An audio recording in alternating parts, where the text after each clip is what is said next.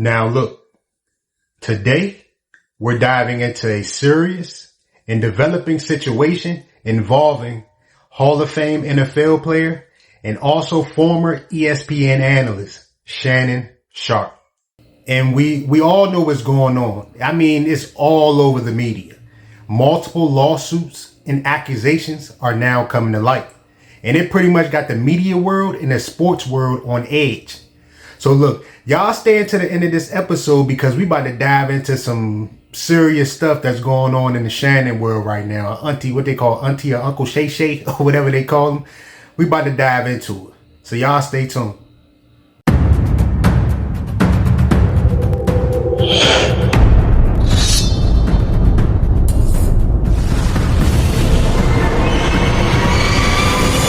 Welcome back to another episode of Eyes Low, Belly Full.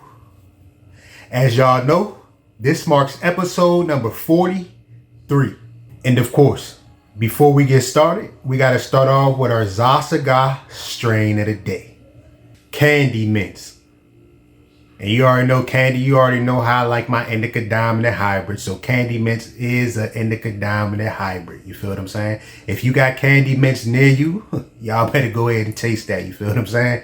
But y'all go ahead and get y'all Zasaga utensils prepared. You already know. Put your ganja goggles on and let's go ahead and dive into it.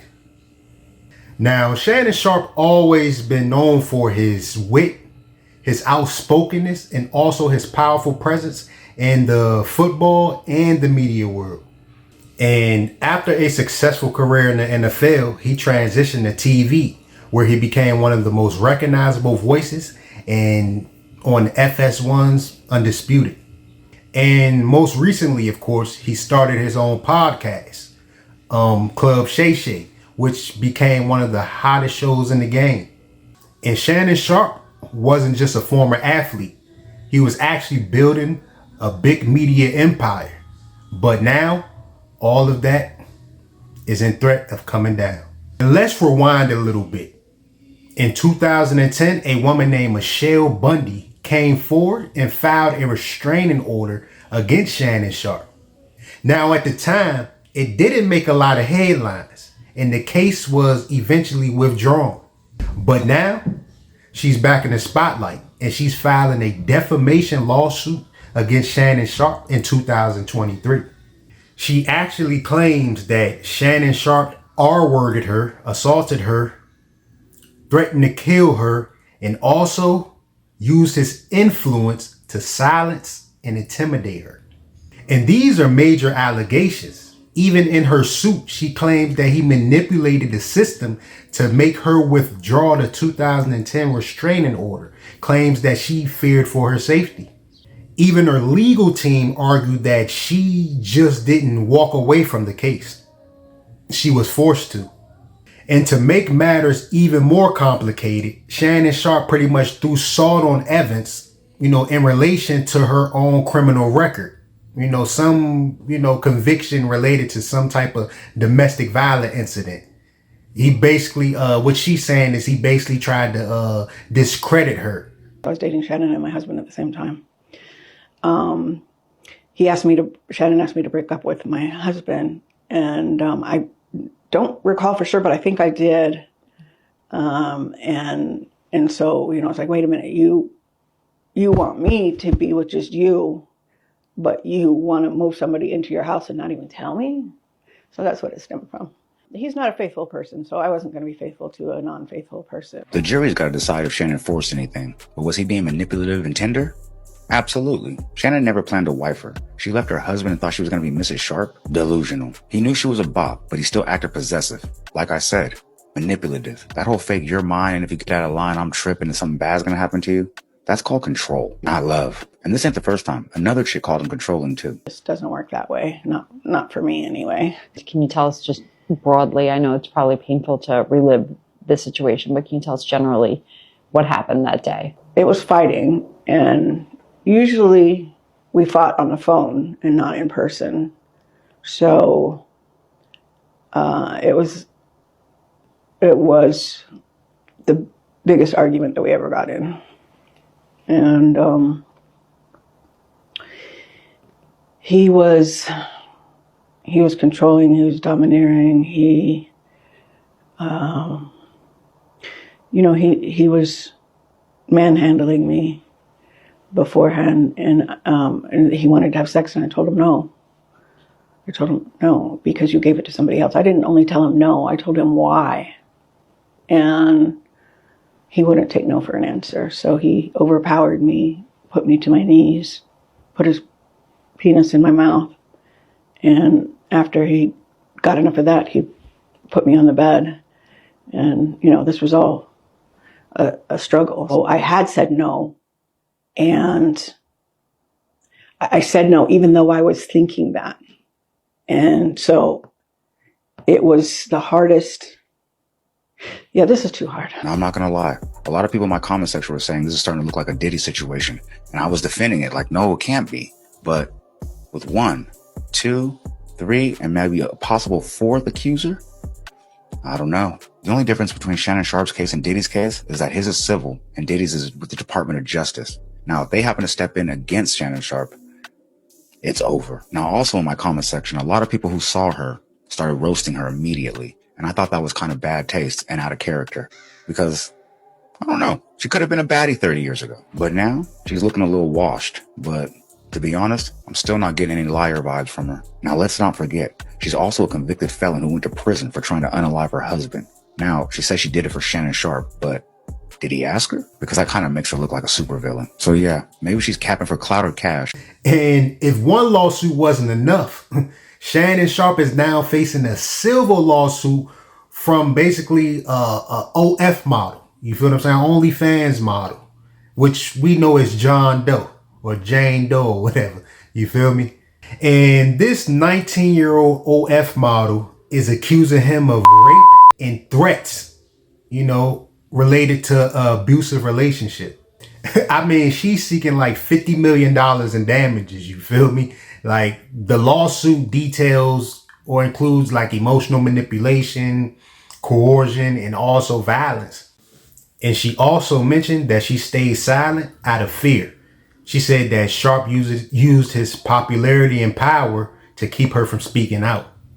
That's why I don't be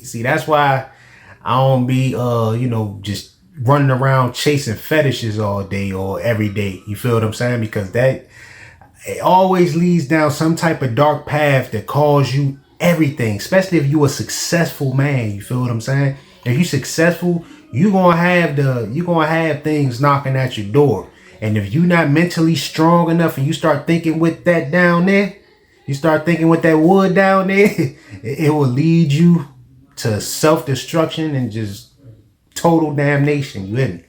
Here's everything you need to know about the Shannon Sharpe lawsuit. I mean, you probably don't need to know any of this, but now that you've been added to the group chat, whether you wanted to or not, you might as well catch up and know the facts. Shannon Sharpe, Pro Football Hall of Famer, media personality. I saw as of recently he was supposed to sign an $100 million media deal. He is facing a lawsuit where he is getting accused of rape, assault, shaker, and battery, and engaging in the intentional infliction of emotional distress. The lawsuit was filed anonymously in Nevada by Jane Doe, which means she's doing this all anonymously. I hope you didn't actually think her name was Jane Doe.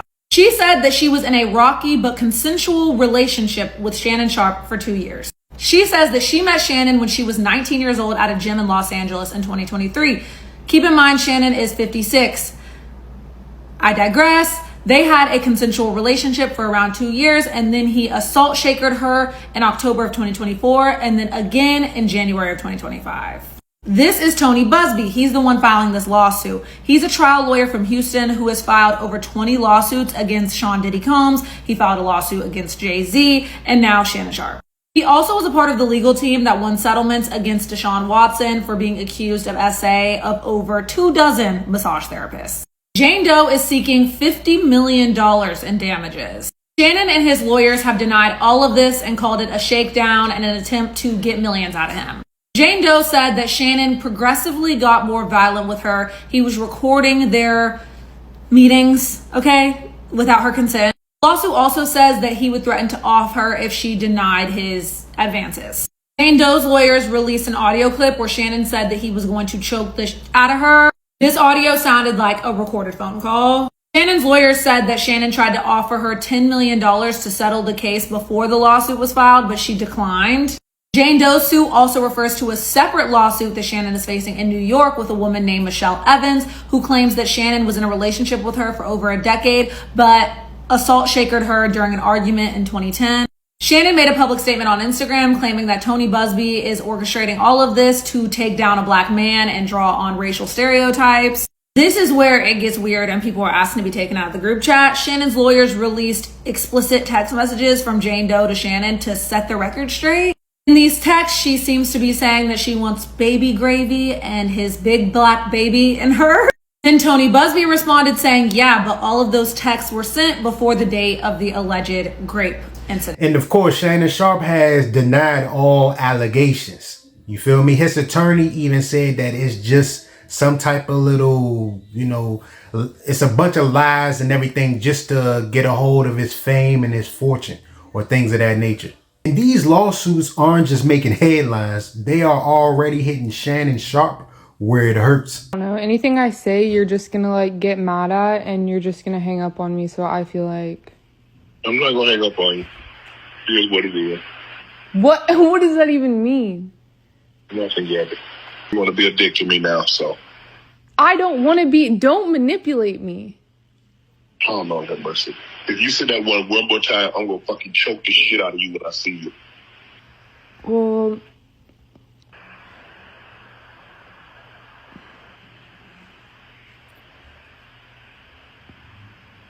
I don't.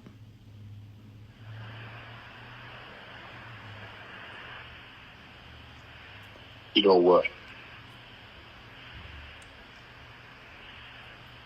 Well, I don't want to be choked.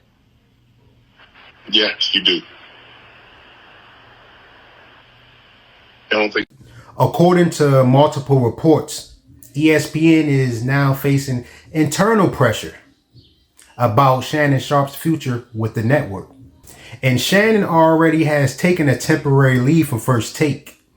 And there has been, people talking about ESPN might be considering Jason Kelce, a recent Super Bowl champ. On top of that, Shannon Sharpe recently had a $100 million, I'm talking about $100 million podcast deal on the table. And right now, that's in jeopardy. I mean, sponsors are pulling back from the deal and the world is watching closely to see if he can weather the storm. And of course, before we get to the rest of this episode, my eyes low. Now it's time to get my belly full, baby. I'll be right back.